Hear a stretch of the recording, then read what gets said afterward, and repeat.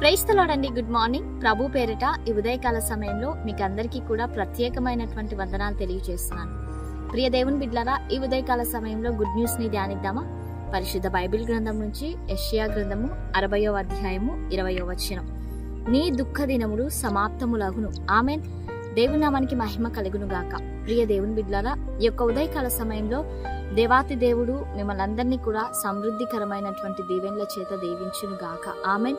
ఈ రోజున అద్భుతకరమైనటువంటి రీతిలో దేవుడు మాట్లాడుతూ ఉంటున్నాడు. ప్రియ దేవుని బిడ్డలారా, నీ దుఃఖ దినములు సమాప్తములగును.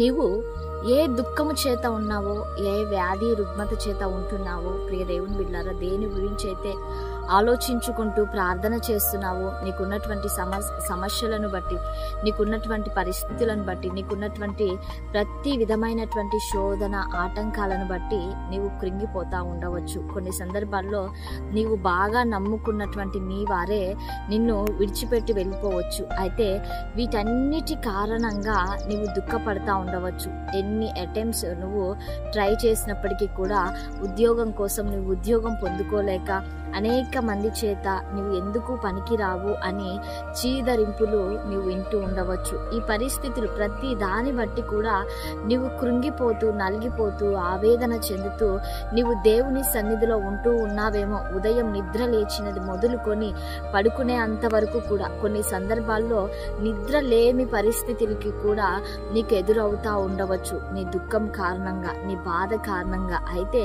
పరిశుద్ధాత్మ దేవుడు ఈ ఉదయకాల సమయంలో నిన్ను గొప్ప ధైర్యపరిచేటువంటి మాటల చేత ఆయన నీతో మాట్లాడుతూ ఉంటున్నాడు. నీ దుఃఖ దినములు సమాప్తములగును. ఆమేన్.